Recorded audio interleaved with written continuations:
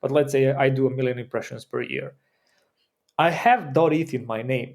That means that I'm like million people, like either consciously or subconsciously, saw my name, which has .eth. And I'm talking right now to people like you don't understand how much this enhances your brand in the digital space, in the digital realm.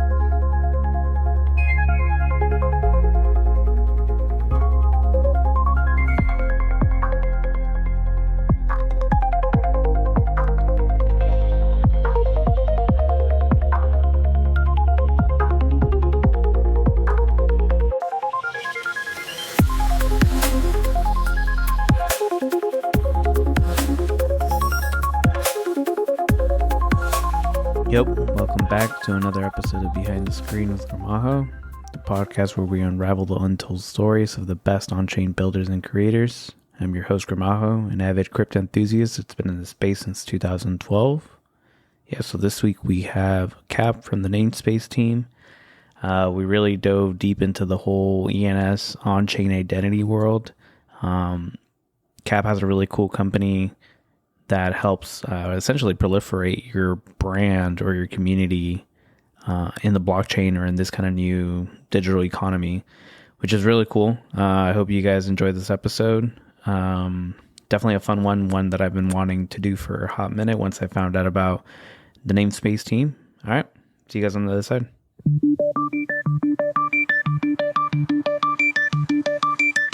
So again, thanks for hopping on and for doing this. I know you're off to France real soon. I'm sure it's going to get real busy over there. So I think I want to start kind of with you in your Web3 story, and then we could kind of from there go into the Namespace and like what you're building with Namespace. So who is Cap? Feel comfortable to dox as much as you feel comfortable. Okay. And then how did you get into Web3? Yeah, let me say this on the record as well, because I said it when we were not live. Thank you for having me. Such a pleasure to be here, along with some other amazing names and guests that you've had. So excited to meet you, man. And yeah, thanks for the invite. So I'm Cap, or people in crypto know me as Cap. I don't mind doxing myself as well. My name is Chris, and I'm the founder of Namespace. And my crypto journey began when I was like second year at college. I studied computer science in college, and a friend of mine came over and he was like, there's this like new kind of cryptographic like a thing. It's called blockchain. I don't know, like it's a decentralized database. Like let me set it up for you. Like you can participate in the network by mining, and you have I bought like a really nice desktop computer at the time. He was like, you have a nice computer. Let me set it up for you so you can mine and you can get like these Bitcoins in return. And I was like, okay, man, like whatever, let's see what that is all about. And then he set it up for me. And I remember I used to mine like 2 or 3 Bitcoins per month with like just leaving the computer to mine when I was sleeping. And Bitcoins were worth like whatever, like $100 at the time. And I was like, this is just not worth my time, because anytime you turn on the computer and started to mine, like it just immediately occupies the entire like your CPU, like a capacity or GPU capacity. And you couldn't just use your computer. And I was like, yeah, to hell with this. I don't want to do this. Like this is boring and I'm not making any money, right? That is my first like crypto encounter. And like fast forward like a few years later, I think in 2018, during the ICO boom, people were like going crazy. Everyone was raising like millions of dollars, and that just sort of like attracted my attention. And I was like involved sort of as a sales advisor or something like that with some projects. But I wasn't really too much into it. And then I met some of the cool people in Belgrade where I was living at the time. And then we started like working on some ideas, nothing fancy, nothing crazy. Like you have to remember, like there was like the idea of like Ethereum allowing you the ability to like have smart contracts was insane, right? So like at the time we couldn't even comprehend or foresee everything that would be built here right now. Not a lot of crazy stuff. That we just built some minor ideas here and there. And then like I had a few years again off, not off, but I was just like passively just like watching the industry. When I was in the US, I studied there for a while. And then I came back home, and in 2020 or 21, I don't remember, I just went all in, and I started investing, got into like every single crypto rabbit hole that there ever was. I was there at the end of it. So yeah, I got into just knee deep into everything. Like all the DEXs started coming out, and the DeFi summer and all of that stuff. So I caught every single trend, every single innovation. I was reading about everything. I was just in love with everything. And then at one point, I remember I was reading something. It was like some high level math thing, white paper, whatever it was, and I just didn't understand shit, man, to be honest. And I was like, okay, this is getting out of hand. Like, this industry is not like it used to be. I remember like reading about something, and I was like, okay, this is awesome. I immediately understand it, and I can just whatever, like I can talk to someone about it, right? And I remember reading this white paper, and then the next one after the next one, things started getting even more complicated, and it just used to take me a lot of time just to understand like basic concepts for these guys. And I was like, okay, I gotta focus my attention somewhere. And then like I was kind of deciding what do I want to do. And like just remember, throughout this entire process, I was doing a lot of research, a lot of like heavy investing in projects early, and just like as I said, literally at the frontier for everything. Yeah, that's how I stumbled across, I guess, ENS. Fell in love with the protocol, got involved with the DAO, one of the like most amazing people there. And I feel like that's why people stay. At the end of the day, it's all about the people that you meet. And yeah, I guess I met my folks there, and decided to stay. And yeah, that's how we started. What was the question? To introduce myself, and then I how you got into Web3, which I think you nailed it, man. Okay. So we have similar stories in that, like, I got started with what Bitcoin. Was yours? Yeah, I got started with Bitcoin, just like for background for you. I think a lot of my listeners know this, but like I got started with Bitcoin in 2012. I was trying to buy some stuff online, and you needed Bitcoin. Sure. So it was my last year of college, and we were gonna have like a party and stuff like that. So yeah, that's how I kind of found out about it through that way. And then, like you said, like I used to be able to like Bitcoin made sense. Like the white paper made sense to me almost immediately. Like it all resonated with me. And a lot of the early white papers, like it was clear. But like nowadays, when I read some of the new like white papers of like, I don't even know, like some of the Solana stuff that comes out, I'm like, I don't even know what the hell this is saying. Like, the beauty of like nowadays though is that like I actually just upload it into ChatGPT, and I'm like, I have a conversation with it to try and understand it. But we're definitely like, there's some giga brains out there that I'm just like, man, there's some smart people working on crypto stuff.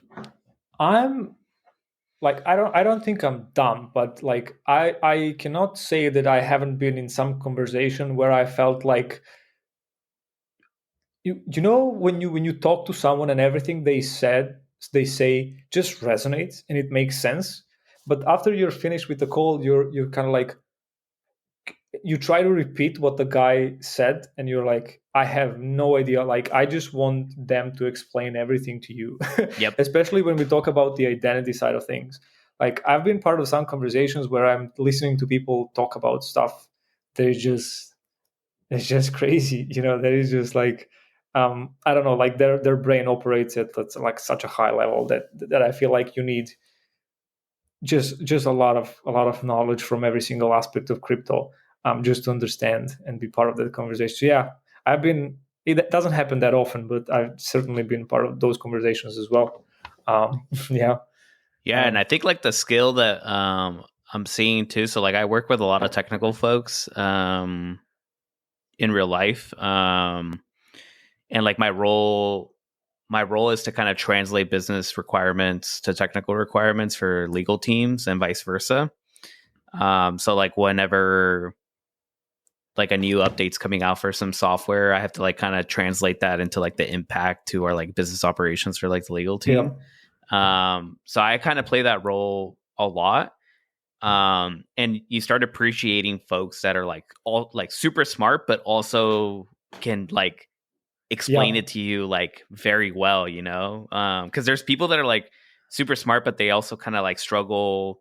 They get yep, frustrated, you know? Like they're like, "Oh, why isn't this clicking to you?" And it's like, dude, you're just super smart, and I'm just like not following, yeah, you know? And then there's some people that are they have that really good skill of like being able to bridge that gap to like almost any audience, and those people are even yeah, scarier to me because I'm like, dude, on top of being super smart, like you're also able to articulate this in such a great way to yeah. almost any audience. I think that's really needed in our crypto industry, Yeah, and I think those people, I think a dev rel who can do that is probably like the ideal candidate to have on your team, because they have the technical kind of know-how to like either do like an implementation or test out some project, but they also have sort of the, I don't even know how to explain in a few words, that ability to sort of translate the all the technical stuff into something that translates into like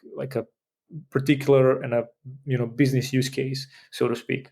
Um, so yeah, if you're able to find someone like that, yeah, let me yeah, know. Like those folks are really hard to come by, and I think they are amazing CEOs, right?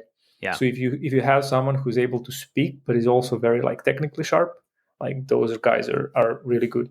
And I've always sort of like, at least I kind of aspire to become someone like that, because I have a technical background, but I also have like a business background as well. Um, but yeah, it's definitely difficult. yeah. I think that's like what. So from context for you, like so last summer. So like in 2021, I never got involved with any DAOs just because that wasn't the space that like it seemed cool. Like it's definitely something like I was like, oh, DAOs are cool. Like I think they should exist. I'm glad that we're doing that. But it just wasn't like the thing that was like I wasn't itching to go explore DAOs as much. I think as an operations person, I was kind of like I saw some issues with them, kind of the way Yeah, they were being deployed. So I was like, I just don't want to get involved with that. But like last year, like in the summer, I was like, hey, you know, like I've never really given DAOs a fair shot. Let me actually go join a DAO and like try and participate and you know do the whole DAO experience before saying, hey, DAOs don't work or they suck or whatever. Especially like yeah, now, like you're seeing like this week is like a really good week. A lot of people are like DAOs are dead or I yeah. mean, I even wrote an article about how like we are going to see that this week because of ape coin and the Jupiter DAO situation. Oh yeah, yeah, Um, yeah. I remember reading something about that. They're shutting down the Apicon DAO, right? yeah, exactly. Yeah. Yeah, So I was like, I bet everyone's gonna. This week's the week that everyone's like DAOs are dead and whatever. So like a year ago, I was like, let me actually just get my hands dirty and get in there. Um, and I guess to bring it back to what you like, kind of what you're saying. I also like so I got into Nouns DAO, which is really great, and then you know I'm still exploring other bigger like other DAOs, and like ENS DAO was like one that stood out to me because it's like one of those tools where it's like it's technical enough, like you can make it as complex as you need it to be, but also it's also very like user interface, user experience centered, you know. So like yeah, so I found that like really satisfying in terms of like I was like okay like so there's enough technical stuff happening here that like it's like good for my brain and for my curiosity, but it's also like real life impact where like deploying that with like Venmo or PayPal is like that's very yeah, like anyone can like tangibly understand that, you know, like if you literally have those apps and you're like nobody wants to type 0x blah blah blah blah blah, like you know someone just wants to type gramajo.eth and that's yeah, it, like send it, you know, like so like almost like everyone can kind of like rally behind this idea of like so all the nerds are like subcontracts and like smart contracts and sub names and like you know they can all get yeah, like their itch from a technical perspective, but even like the end user, the consumer can also get the itch from like hey I never have to worry about um these raw yeah, addresses being in my face. yeah. Is that why you chose ENS DAO? Is that you think like what led you to ENS DAO? Well, I could say that. That sounds beautiful. I could just say like, oh yes, I saw this entire potential. But like when I joined 3 years ago, it was just a domain name service like system, and it had a few pivotal moments, like with the launch of Name Wrapper that enabled sort of the creation of subnames and unruggable subnames, which kind of open up a whole bunch of different possibilities. And then with CCIP read protocol and the standard, where you could essentially store these subnames in these different like environments, so to speak. Like you can mint them on L2s, like on Base or on Optimism or wherever else, or you can just like store them off chain. And we sort of like, this is, by the way, the entire kind of focus of Namespace, to streamline this entire operation and make it as easy as possible, and to distill it to like a very simple, actionable kind of like use cases where you just like, how we want to use them, and you can find it in our SDK, in our app, right? But yeah, that's not how it started, right? I think ENS just started as a simple domain name service, and they said like, okay, we want to have human readable names for essentially every single blockchain digital resource, and we can just name it like whatever that may be. And it like naturally, I think, it just like found its way to like wallet addresses, because that is like just very kind of face on value. Like instead of a wallet address, you see a username essentially, and that's the biggest sort of like I think the biggest pivotal moment was when everyone sort of in ENS, including us, and everyone realized that ENS, next to being this domain protocol, is also an identity protocol, and it's the sort of the how can I say this? Like it's one of the pillars of on top of which the entire on-chain identity is built, and it's the central kind of like a core component of the identity, right? Because you cannot have identity without a name. Maybe like that's not really true. You can have like a kind of contextual identity, like before you give it a name, but like in broader terms, like you cannot have identity for something without actually naming it. And this is like very true for wallets, for anyone who wants to integrate a naming service. So yeah, that's pretty cool. But ENS is just like so much more, man. Like I can talk about ENS for hours. Right now, like when it started, like as I said, it started as a simple kind of like, let's call it a mapping tool. But right now it sort of extends the DNS. It's used as a username service. People use it to name wallets. People use it to name contracts. There is a cool initiative for like contract naming services right now. FluidKey uses the dynamic like wallet generation to like to show like to the fkey.eth subname like each time you transact. So it can be used as a privacy preserving tool. It can be used like as a decentralized, censorship resistant, permissionless domain name service, like to resolve websites that are hopefully stored in a again decentralized database or something. So it can be used, like it extends DNS as well, so you can tokenize any domain that you own and essentially make that domain into a fully functional ENS name, inheriting all of the ENS names like properties and functionality and stuff like that. So, and right now, like there's even an open sort of initiative and soon to be a proposal for tokenizing top level domains. So it will essentially allow all of the top level domains like .com, .whatever to be tokenized and issue domains as tokens as well through the ENS protocol, and essentially leverage the entire network of partners that ENS has built over the last like 8 years of existence. So there's a lot of initiatives at ENS, but yeah. No, that's just exciting. I think that's what, like, as I was like exploring DAOs to get involved with, ENS kind of just resonated with me very quickly, and I was like, all right, like I bought some ENS token and trying to just navigate my way on how to get involved. And also, like, that's part of like why I reached out to you. It was like, I was like, hey, like I'm not going to build an app. I have an idea for an app now that I'm like thinking about it more and more. But, I was like, I'm just going to do what I do now, which is just talk to people and get the message out there on what they're building.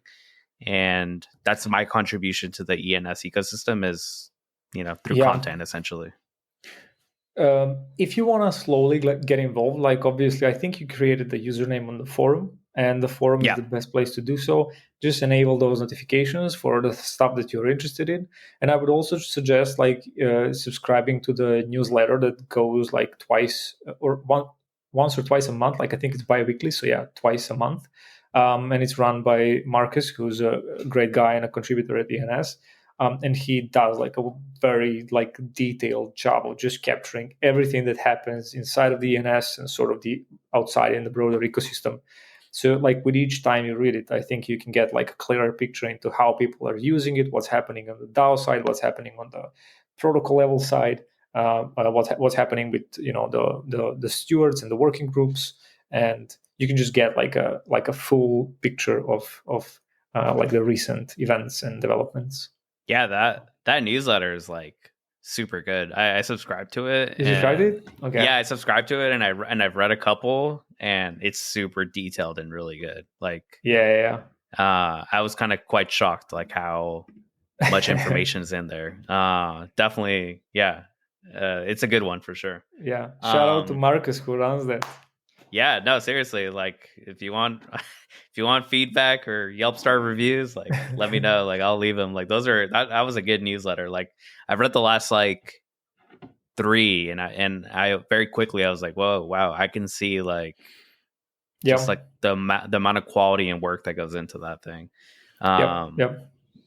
Let's see. So what kind of like. So, like, what led you to going all in on ENS to the point of like also creating a company called Namespace, and like what was that like?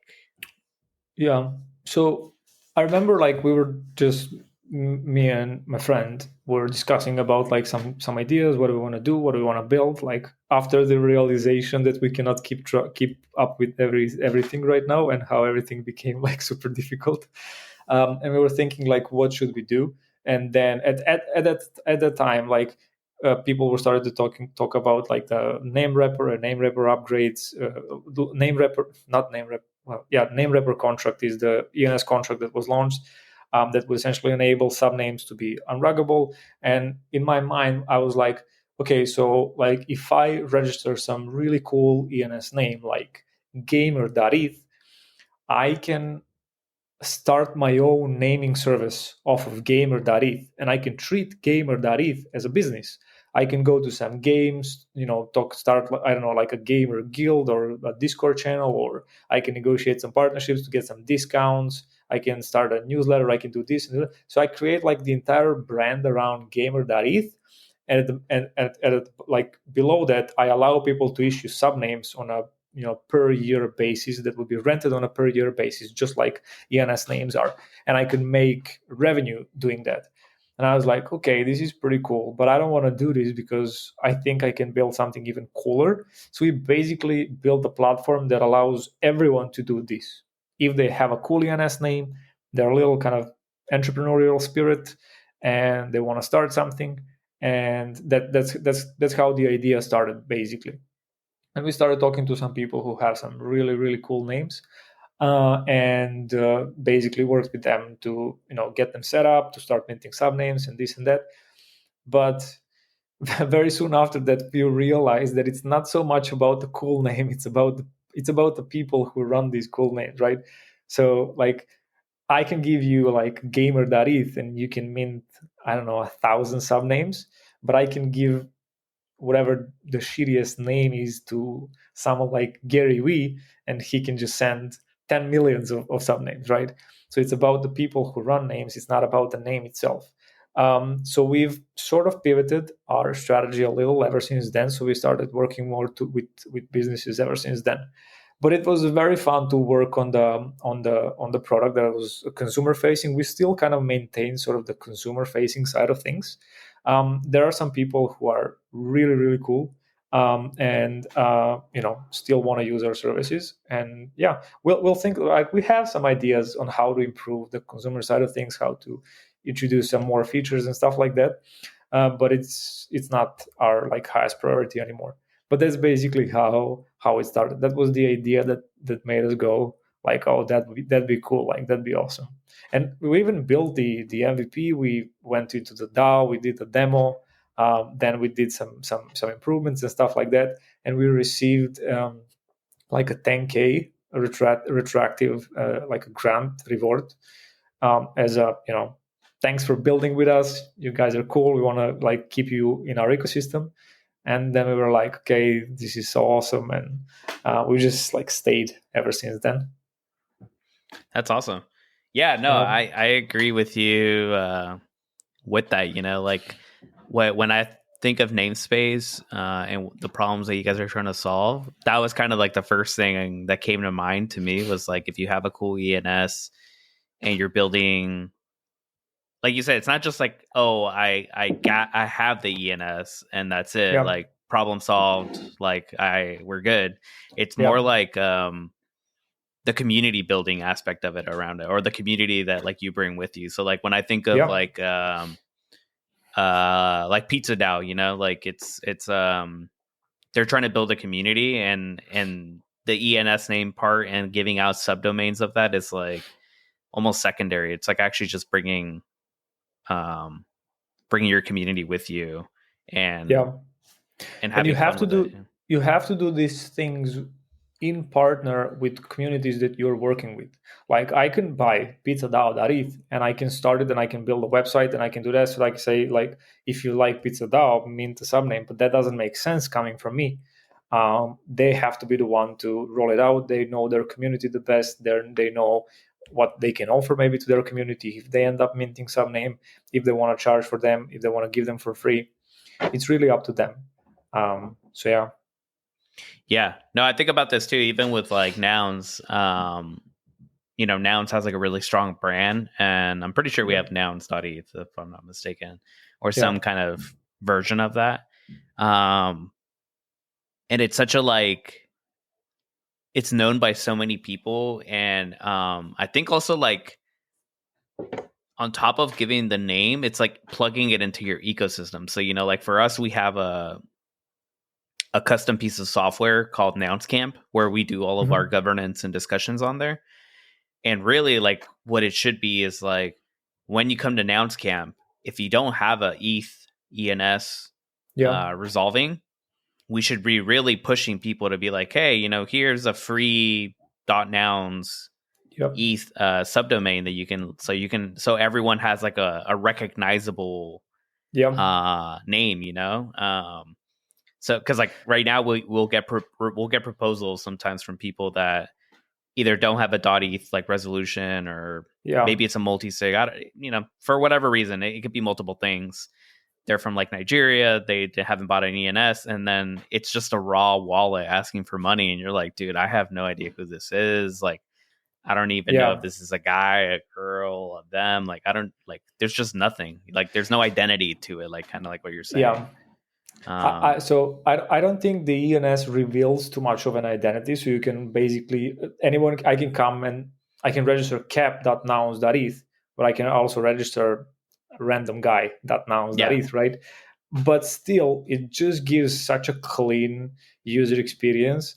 Like, and not only that, but I think, and I spent like a lot of time thinking about this while talking to like communities and wallets and games, or some tools and service providers, or L2 chains, or whoever, and we always like try to come up with the best kind of ways and reasons why they should implement ENS and subname registrations. And there are so many good reasons to do it. Specifically for communities and brands, it's such a brand enhancement that no one understands this. But like when I mint cap.nouns.eth, and for a wallet, I set that as my primary name. Like, anywhere where my wallet in the last 5 years, and I had this wallet for like, let's say 5 years, anywhere where I interacted, where I'm like displayed at some leaderboards, where I'm sending and transacting money with someone, anywhere in Etherscan, like anywhere, any place where my wallet has been, you can see cap.nouns.eth, right? So it's literally like a free sort of marketing tool that is just like out there. Not only that, but I think the strongest advocates use them on their Farcaster, on their Lens, on their Twitter, and so forth. I did this like a little kind of like quick research thing because I was creating a proposal for one of my favorite wallets that hopefully we end up working with. And I created like a draft, sort of like a proposal for them. And I looked into how many impressions does my Twitter account gets per year, and it's around 1 million impressions, just off of my like random things that I say. Like out of those random things, like I'll have 3 tweets that basically put me over 1 million. Like if I didn't have those, like it would be like, I don't know, 200,000-300,000. But let's say I do 1 million impressions per year. I have .eth in my name. That means that I'm like million people, like either consciously or subconsciously, saw my name, which has .eth. And I'm talking right now to people like, you don't understand how much this enhances your brand in the digital space, in the digital realm. Because imagine that you guys, for example, you're the Nouns DAO and you have 1,000 or 10,000, followers or subscribers or nouns minted or subnames off of nouns minted. And out of those 10,000, let's say 1,000 people just use them in their Twitter accounts. And if those 1,000 people have 1 million impressions per year, that's like billion impressions for nouns. Do you know what I mean? Like, that's crazy. That's insane. And it is. Yeah. I mean, okay, I may be giving like pretty big numbers. I don't know if you can have like, 1,000 people rocking, their name.nouns.eth, but Base certainly did that. Base names from base.eth. There's probably 1,000 people that have base names into their Twitter names and on Farcaster and Lens, and just like think about all the other places. So when you combine all of that, that just yields like probably 1 billion impressions for them, like just people seeing base everywhere. And it's such a no-brainer for brands to do this. And I'm trying to get my message out there as clearly as I can, in all of my proposals, in any kind of like integrations or partnerships deal that we try to make on behalf of obviously ENS. So yeah. No, I think cool. I think it's a cool space, man. I think that you're trying to solve. Like someone was asking me about it right before this call, and they have a pretty strong brand, Crypto Sapiens, and I also am building one like around Area 51. And we were and they were like, "What is Namespace, and like how does it tie into like why are you interviewing this person?" And I just told them like, I was like, look, if you're trying to build a community, I honestly think this tool is probably like everyone should be looking at this tool because for that reason. Like, so if your person doesn't come with a .eth ENS or like name, I was like, now everyone could have, like my first name is Juan. So I can have Juan at area51.eth, like, or Juan at cryptosapiens.eth. It just seems like a fun kind of way to get people, especially if we're trying to onboard. Like for me, like I do a lot of all these videos and my podcast, like I actually post a lot of stuff to Web2 platforms. So like it's not just like all Web3. And so we do get people that are Web2 people that have zero crypto exposure and they want to come and join our communities. And if they don't want to, like, if they're just casually looking into it and they don't want to commit to buying their own ENS, I could be like, hey, here's a free one. Like, if it's over 5 letters, I can give you a free one. Why don't you take, your first name at area51.eth and that's yours until you either graduate or want to switch it or do whatever you want, like, but here's a free one. And it's such a good tool to like build a stronger brand. Like we're seeing a little bit of this on Discord too. Like, so on Discord, you can do like I forget the word that they use, but like you can choose to rep like your community, like next to your name. So like I'm on the Rec Discord, which is OSF, and you could do like a little logo. And so he did skull, and then it's just like erect. So it's kind of like clans a little bit. So I'm like, dude, this is basically like ENS. Yeah. Because now you're repping the skull rect on all these other servers, Genosis has one too. It's like GNO. It's like a little pearl. It's like the exact same concept, but like you said, so subconsciously or consciously, however you want to look at it, people are seeing this name now in multiple places, so it's like it's free advertising basically. And next to obviously scale, like this is what I explained in one of my articles, it literally unlocks the horizontal scaling for ENS, and this is the reason why we do it, among other things. But it sort of reinforces this overall mission that we're on, and that is to, air quotes, replace or 0x addresses with human readable names or usernames. So I definitely foresee a future where if we want like every single person in the world, like 8 billion people, to use crypto, we have to switch from wallet addresses to usernames, sort of as a standard. So yeah, for communities, like it's super simple, super like a super cool thing to do, and it's such a fun experience to work with communities. Like just to have them rally around like one, like a one cohesive, unified identity under one namespace of their brand. It's such a cool way to like signal either your support or the clan that you belong to or the community that you're like subscribed to or you're crazy about them or so forth. So it's super cool. But obviously, like we should also mention like the next to UX improvements that it does, it can be used to simplify the onboarding. It's used like as a to remove the anxiety from transacting experience, right? Every time, like I don't know about you, but every time I copy paste message, like I always check like what are your last four letters, right? you know this is what we do, like we check for the last four every time. And if you just do usernames and you just type them in, you're never going to check anything anymore. So Yeah. there are a lot of cool use cases that you can implement. But yeah. All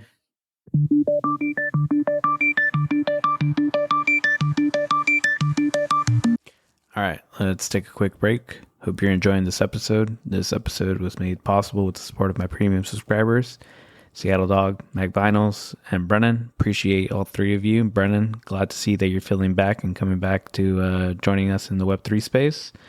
If you'd like to receive exclusive drops, access to token-gated content, including the video of this podcast, make sure to subscribe to my Hypersub or my Substack, depending on which payment method you want to do. I also am doing a crowdfund to get myself to interview folks more in real life, in person, at conferences. So think of like Mountain DAO. They're doing something in Salt Lake City. DevConnect DAO in Argentina. Possibly even thinking about interviewing the Lynx folks over at their new golf course. Yeah, if you want to see kind of more of that content behind the scenes, definitely support me in the crowdfund. I'll have a link below. Let's get back to it.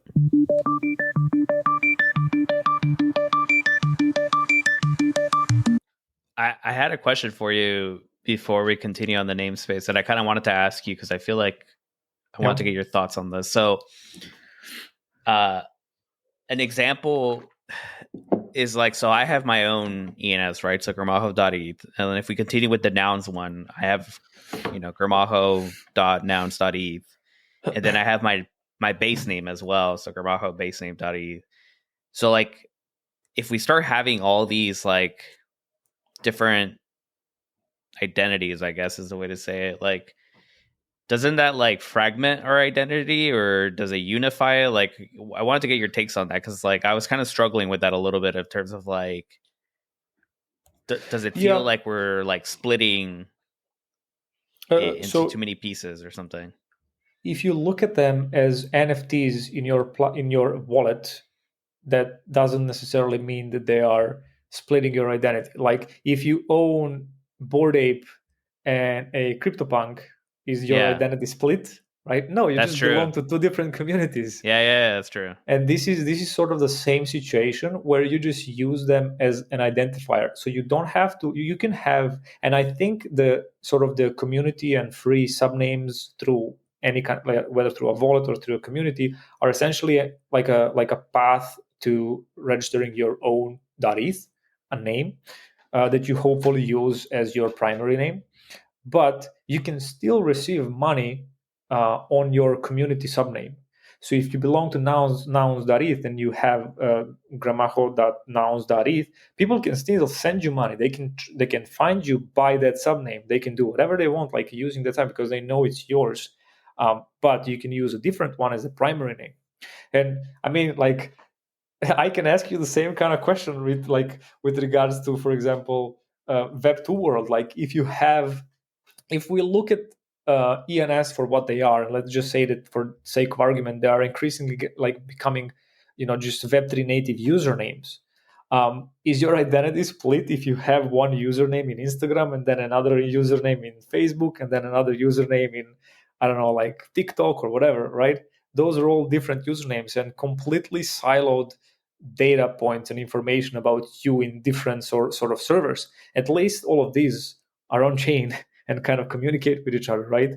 Yeah. So you can make an argument that identity split, but I think everything stays unified. It's just like a matter of perception.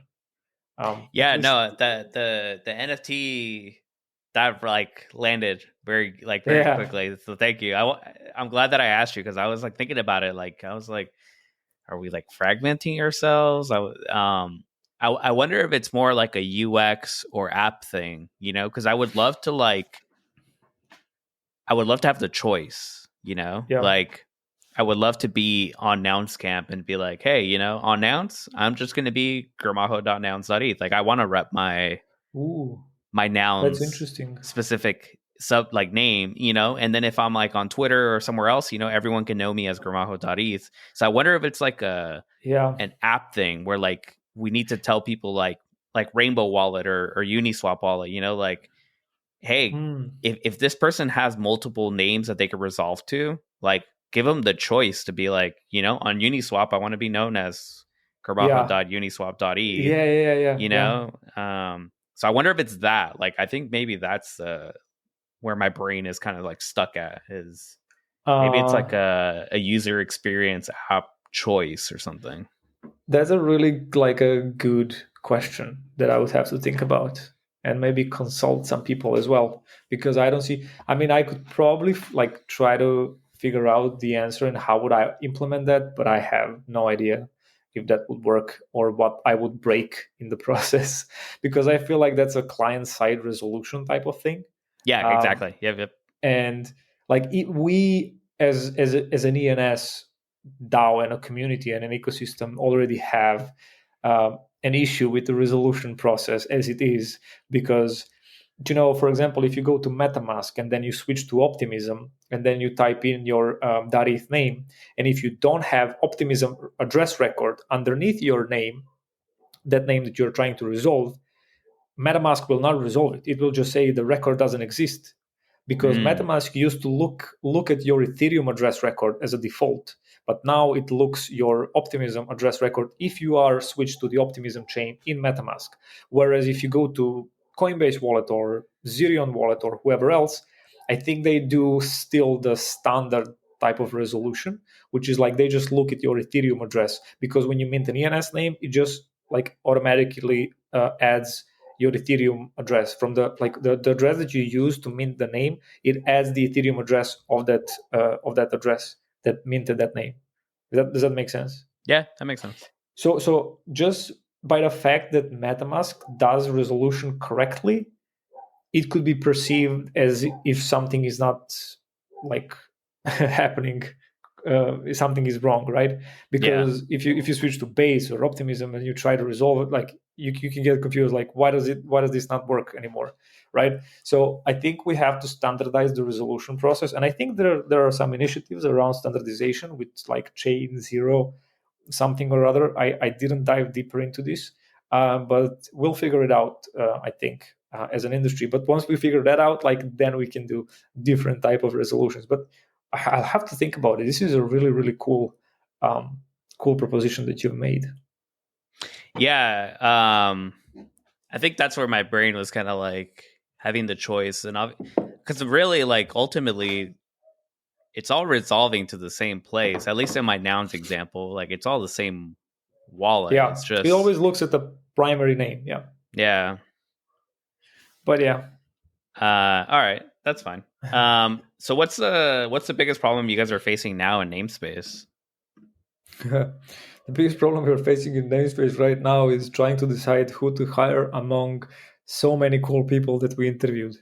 I'm joking, but yeah, we're in the process of interviewing, and this has been such a journey. I have a new and profound respect for HR industry. Honestly, like it's so Yeah. tough. It's so tough to interview people, to come up with the questions, to make sure that you answer all the right questions, and then you go through an hour-long interview and all that stuff. But yeah, but anyway, so what's the biggest problem that we're facing right now? I guess just getting the message across in terms of like communicating value proposition of ENS can sometimes be difficult, because people see it as just a simple naming service. Like they don't fully understand the full capabilities the ENS has to offer. So selling ENS is a bit more difficult at times, because I like to say that people perceive ENS as a vitamin, not a painkiller. So they see it as something that it's nice to have, but not something that it's absolutely mandatory into their apps. And we're trying to change that, because there's a lot of benefits that ENS brings with its integration. So that has been sort of like the biggest obstacle. Next to the fact that we're trying to figure out in different industry how to best implement ENS and ENS subname registrations, so we can kind of, as I said, scale horizontally from different places. Does that make sense? Yeah, that makes sense. I would agree. It's shocking to me that that either like it doesn't resolve like in certain apps. I think it's happening less nowadays. Like I think most wallets that I've downloaded, like it resolves or there's no issues. But yeah, like you said, like it's definitely like I wouldn't say it's an optional step. Like even like Yeah, subdomains. I would be like, dude, like we should get away from that yeah. world of raw addresses. This literally happened yesterday, I think. That let me pull it Yeah, I up. think I saw a tweet where you were talking about that, where someone's like, "How is this like not being forced or something?" Yeah, exactly. Is there a way that I can share this? Like Josh from Ethereum Foundation, he posted that said like, who's building like the kind of ultra simple and super safe wallet. And one of the things that he mentioned is like it enforces ENS during the registration, and this is literally the kind of the main selling point that we were giving when we were talking to wallets, and a lot of people sort of were like confused by that, asking like, why would ENS be there? Like, why would you enforce it? And I'm like, let's just switch from wallets to usernames and have ENS sort of as a standard for everyone to use in transacting. But yeah, I mean, I feel like I should do a Twitter space. Uh, I would love to talk to some of these people, and I would love to have my, what's the word? I would love to hear some counter arguments as to why this is maybe a bad idea, because I think that will naturally help me grow. Because anyone that I talk to, everyone loves ENS, right? And I don't know. I don't know. Maybe people just don't understand the full kind of scope, the utility that ENS has to offer. Maybe Yeah, that's why they're maybe. commenting. Yeah, I But put it in I put it in the chat, which pushed it to YouTube, and then I manually nice. posted it on Twitter in case anybody is on there and wants to check out that post. Yeah, I think you Yeah. should do a space on it. Because I also would like to know what are the downsides to it. If there are Yeah. any. Exactly. Exactly. Do you Because want like to I read register a that, and I was username? like, Yeah. yeah, like how is this? Yes, like someone tell me like I'm crazy, and that's Yeah, so each wallet that has their custom brand, like a subname registration process, you could literally have a skip button. Like, you want a username? No, skip. That's it. Like, so I don't right. see any downside to it. Like, you can even go a step further, and if someone is connecting the wallet, connecting to your wallet, or like importing the wallet, and if they have a primary name set, you don't even have to prompt them with the question, do you want to register a username, if they have a primary name set. So I feel like there's no downside to the very least, but I can definitely argue for some points that are definitely a huge upside. Yeah. Upside? Well, Is if that you a do word? schedule that, let me know because I'd love to tune in in here. Maybe there's something I'm not thinking about, but yeah, I agreed with you. Yeah. Like even a skip button, like Yeah. I don't know. We'll see. We'll see. Maybe after France. Yeah. Let's see. So I do want to talk a little bit about ENS as well, just mostly because I think I'm new to it. So bear with me on that. But like, ENS recently partnered up with PayPal and Venmo. That was like really crazy news. I mean, it's not recently, but like in the last like let's say 2 years, year and a half. What do you think is the next kind of like frontier for ENS? Is it just like another app? Like, are we talking Robinhood? Like they're about to launch something like recently. Is it going like to Robinhood, or do you think it's something even crazier or deeper than that? I'm not at liberty to discuss. Oh. I'm all right. joking, Yeah, no worries. You're good. I'm joking. So ENS has recently hired some really cool people. ENS Labs, that is, has recently hired some really cool people on the business side of things and on the partnership side of things. And we've been working sort of together in some cases. And you're going to see a lot of cool ENS integrations and partnerships done, whether just as an ENS Labs or just as Namespace or us sort of collaborating on something. But yeah, on the biggest frontier, I think it's about time we implement subnames or at least ENS names. But I think subnames can play a better role in centralized exchanges, because those are literally the gateways to crypto, right? Majority of people join crypto, via centralized exchange. Yeah. So if you give them a Web3 native, universally resolvable username, even if it's off chain but still works in the Web3 context, that's a huge game changer. Like, just give them a username that resolves in every single wallet that is out there, outside of your centralized exchange, and we're good. Also, I think centralized exchanges like occasionally change the depositing address. So this also kind of fixes the issue for them, where they don't have to tell the users like, oh, we changed the address, like this is the new address. Yeah. Or you know how they tell you like, do not store this address because like we change it like occasionally or whatever. Right. So I think you can just like, if you keep that address, new address assigned to a name, like you don't have to change you don't have to tell your users anything, right? They can just use the username for everything. So I think it's about time we do like some big centralized exchange. I don't know if we're working on that, but we'll definitely try this year. When I say we, I say Namespace. Maybe the ENS guys are already making some moves there.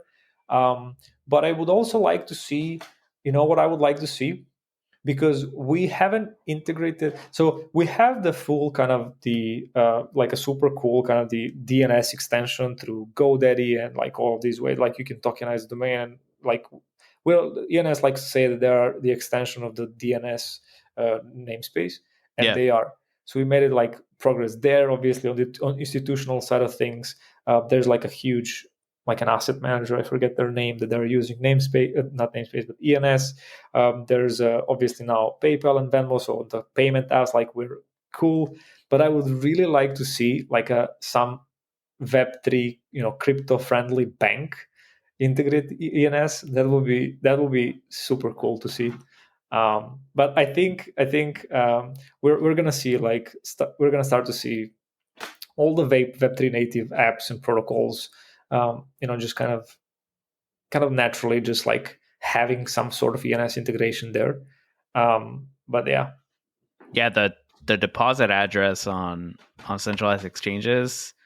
Man, that you get that it, one like, hit. You get it, right? Yeah. So, exactly. that freaks me out. That's like the one time in my current setup now where like, I can't just be in my wallet and then be like, I sent it to Coinbase to this ETH address or whatever like a month ago. That's the same one. Like, I actually have to go open the Coinbase app, and sometimes it is the same one, and sometimes it isn't, Yeah, and I'm like, man, like, why do I have to do this stuff? Like, really, it should just be a name, everywhere else I could send people just names, I'm just like, what's your ENS? I'll just send it there. and then I'm done, But like that one, that's the one time I'm like, oh, let me go check. Yep. Let me copy it. I have to copy it on top of that, and then go back into my wallet again, and then send the funds from there. I know. So that would be prime.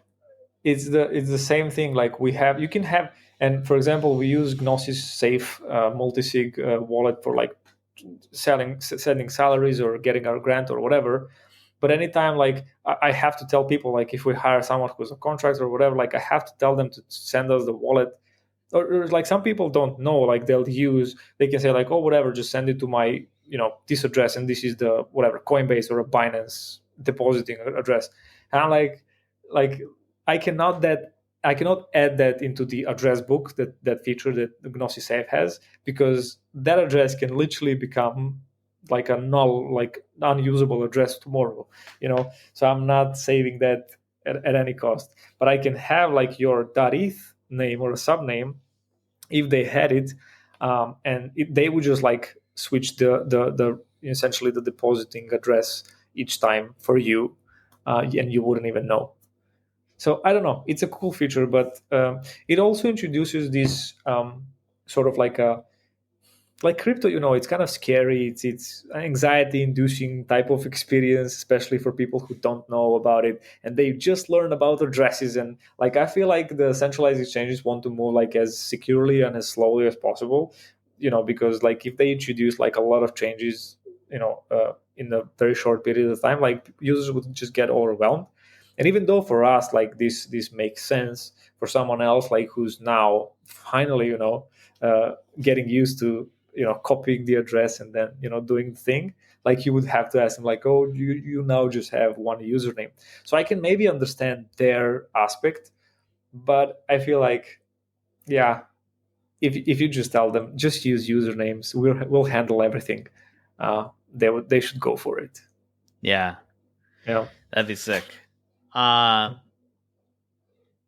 guess I have two more. Go ahead. I have anything else. I don't have anything else. Sorry. Oh, okay, I'm cool. free. Oh, awesome. I got two more. I got like 2-3 more questions, and then Go ahead. I do have to hop on to a work call. But let's see. I'm trying to figure out which one we should do first. Let's ask all of them, and I'll do all of them in like 5 minutes.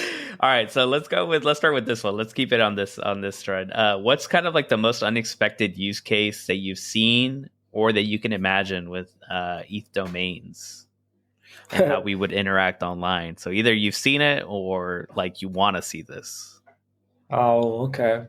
Well, so it's kind of similar to the Coinbase, like, or like the centralized exchange one, a little similar to that. But like, is there any other use cases in there that you think would, on how we completely change how we can interact online?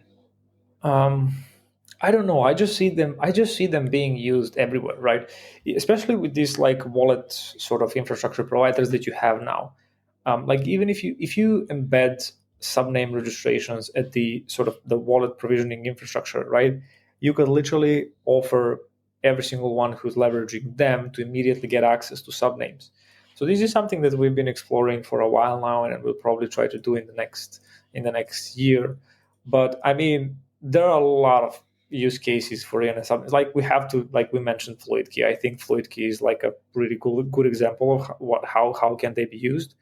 But like, for example, we worked with a guy who was using subnames sort of as a selling mechanism to essentially send people like physical keychains from their primary names. So people would buy whatever, like cap.ens keychain.eth, and they have to fill out their information, their address, their name, their whatever, essentially shipping address, and you would receive essentially a keychain with like an NFC chip that when you tap it, it just opens up your ENS profile and it gives you like a custom branded, your like primary names, sort of like an ENS profile in the form of a keychain. So that one was pretty like unusual. Yeah.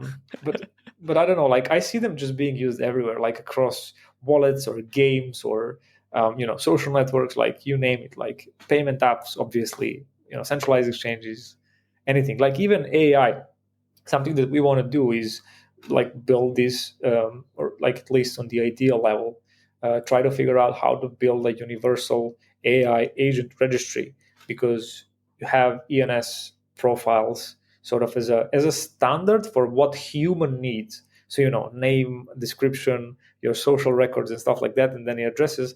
But coincidentally or not, AI agents with the increasing degree of autonomy, they also need that information. So my argument basically there is the best place to store all of that information, and to be accessible is on chain, and the best way to do it is essentially using ENS as the foundation for that. And we can expand on whatever the future needs of the AI agents are. But I think ENS is a good starting ground as it is right now. So I don't know, I don't know if that answer is satisfactory. No, it does. Yeah. No, and I agree with you. I mean, especially as agents take off, you want to make sure you're using the right agent, that you're tagging and interacting with the same one. I mean, we have the same thing happen in Telegram too, like there's like a bunch of duplicates of the same bot and you don't know which one you're interacting with. And if you interact with the wrong one, you could be depositing your money into a compromised wallet or something, so, or sharing information that you don't want to be sharing to a completely different bot. True. So I think having like a registry of like bots or whatever, I think that works. It's still early. It's still early in the development, but we'll figure it out. Yeah, definitely. I mean, I think like in that one, it's like I would want like the social proof of it. So like I'll give you a good example of that. Like so on Farcaster we have BankerBot. I think BankerBot's now on Twitter as well, but like Deployer's the creator of that bot. That's the name of the guy or person that created that. I would want to see it where if I'm interacting with BankerBot, like it should also have like social proof underneath. It's like, by Deployer, like that account, like by the right ENS or whatever. So I know I'm like interacting with the right one and not like, a knockoff version of BankerBot. Yeah, that makes sense. Sort of as I guess like slight, like a mini verification service, that you're using the bot that's been deployed by the address that you trust, essentially. Correct. Yeah. So like I think about it like from like a PGP key perspective. So like it's a hash, like an authenticated hash saying like I'm the one that deployed it. This is the code I wrote. Like, you're verifying like this is my key, and you could double check that no one's like interfered with the production code or anything because it's signed. Like it's like that's a very old school method. I don't even think people know what PGP keys are anymore, but like that's what I think about is like that. Yeah, I don't know. We'll have to think about this one a bit more. Figure out what works. Yeah. All right. So another one too is I think kind of going back a little bit to that question of like what's next on the ENS frontier. So I saw this like thread come up about open box and like an investment. I know you're like I think you're a steward, right? In ENS, if I'm not mistaken. I'm not a steward. So okay. I'm not a steward, but I'm the scribe for ENS DAO. Yeah. I'm scribe and the delegate and the service provider. Yeah, if I was a steward, like that would be my fourth title. Yeah. Right. So my bad on that.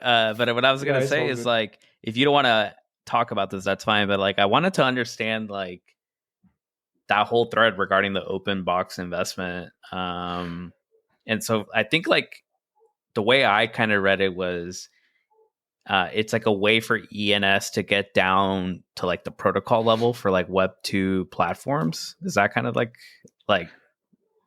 is that what it was? Let me try to explain. And parts of how this entire protocol will be built and implemented, and the entire like the technical aspects around it are still haven't been discussed. And this is still, I think the first proposal that will go live is going to be a social proposal to create a committee that will like do a sign whatever the necessary paperwork, the NDA and stuff, to kind of discuss in private with the open box guys about the kind of the ins and outs of the proposal, how everything would look like, how everything would work, how like it would leverage ENS, where ENS can help, where ENS can like help in any way, and just basically discuss the terms of the entire like a $5 million investment. So that's number one. But from what I know about the proposal, and I know like a little, so it builds on the event that is happening next year, and that is ICANN TLD auction, where essentially after I think 12 or even 13 years, ICANN will allow basically anyone, not anyone, but like it's open pretty much for everyone to submit to run a top level domain. So you, for example, or maybe a nouns can say like, okay, we want to buy .nouns, but official like .nouns in the DNS root zone, fully ICANN compliant, and kind of like fully functional, not the top level domains that are being issued by these, let's call them third party providers that are just minting them as NFTs and just trying to onboard people. You know what I mean? Like they can never resolve in a browser, right? These are the let's call them legit ones. So essentially what this proposal says is let's build a protocol that will allow every single like a top level domain operator to tokenize their top level domain. So right now in ENS, you can tokenize your domain. So I can tokenize, for example, namespace.com, and it works as an ENS name. So I can like use it to receive money. I can have the the resolver address for it for different whatever, right? It's literally there's no functional difference with any other ENS name. But that's for like the domains. What this proposal does is essentially propose to create a protocol that will tokenize the top level domain. So think anyone who runs top level domain, maybe like a country code like .us, .rs for Serbia, for example, or like .com or .xyz or .io or .ai or anything. Like essentially it would allow all of these people to tokenize those domains, and next to offering them through like a traditional registration services like registrars like GoDaddy or Namecheap or whoever else, you would be able to essentially register them on chain through some providers. Maybe ENS integrates that, maybe Namespace integrates that, maybe the guys at Vision integrate the registration, domain registration, and so forth. So you would essentially be minting and domain on chain and minting it in the centralized database in a traditional way.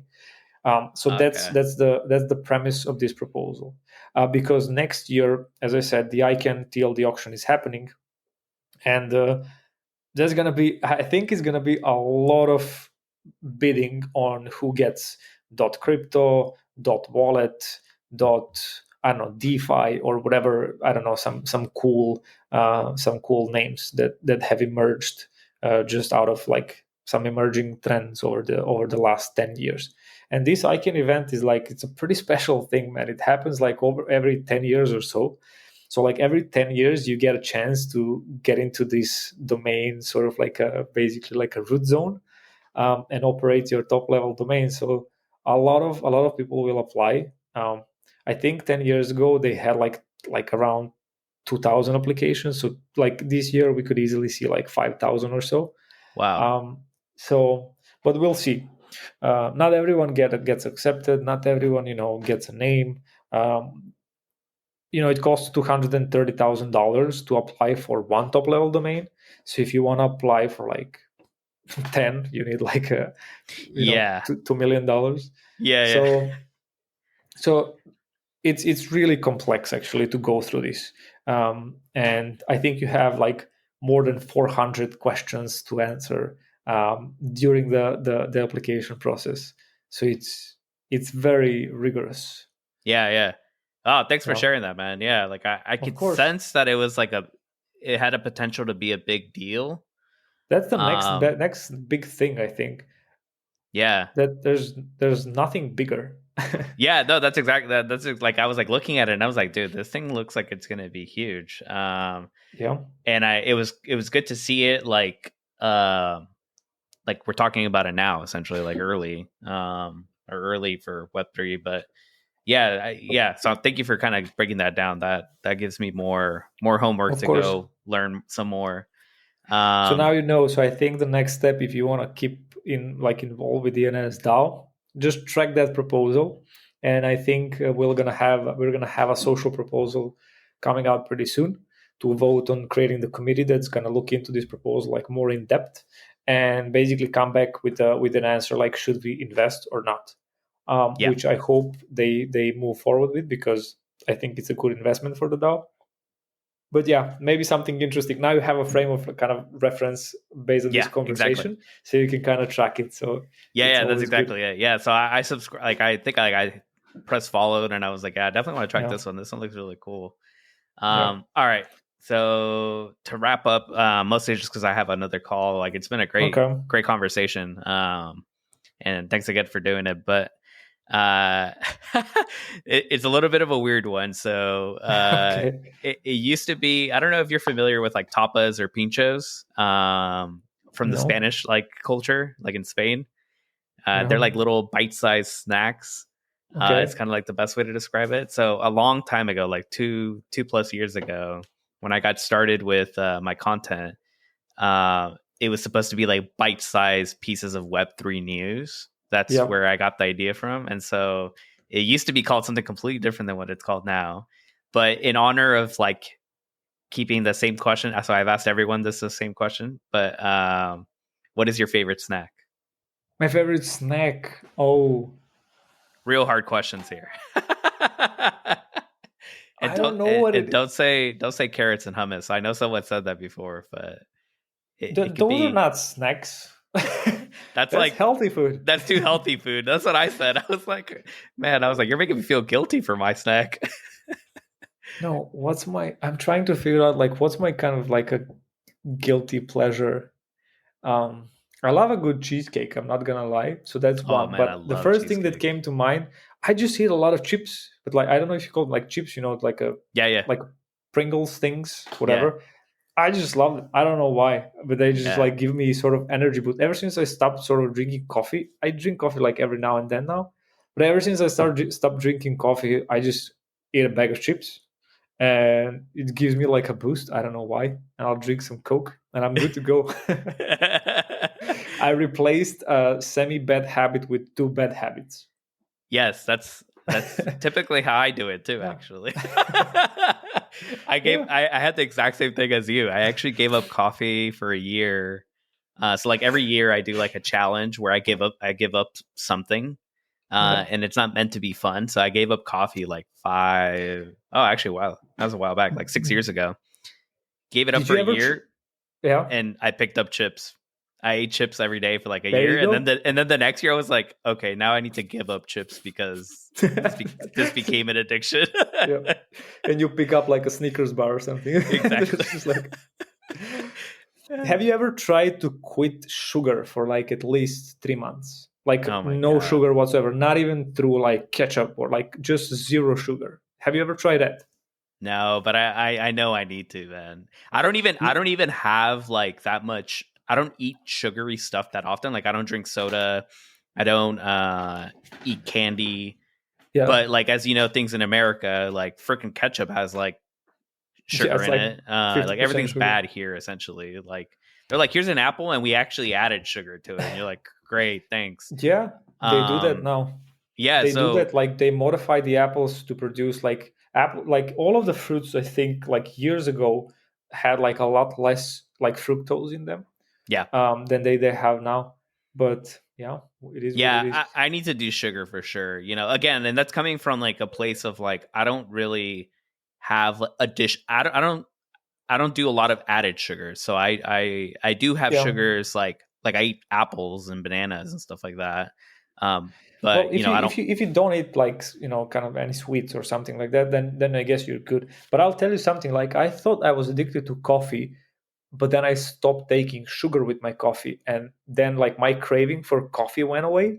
And I realized it was the sugar underneath it that was like kind of making me just go and drink coffee. And when I quit sugar for like 3 months, just like literally 0 sugar, like even the breads that I got, like was like those crunchy kind of breads, had some sugar in them, but not too much.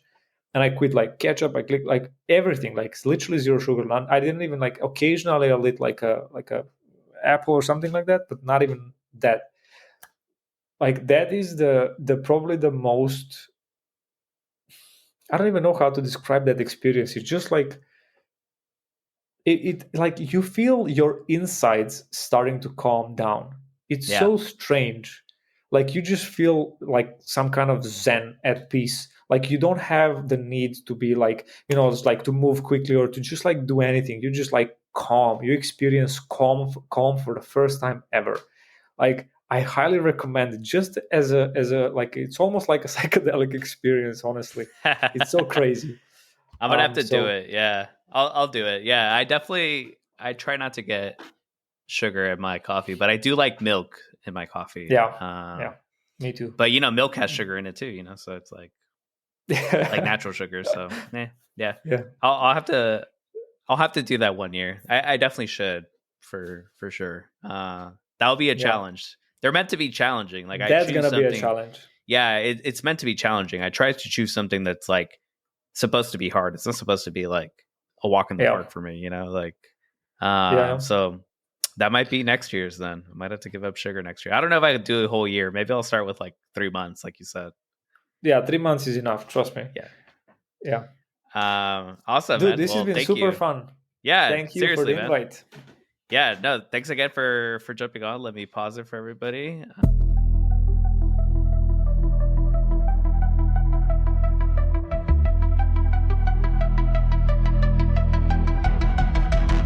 All right.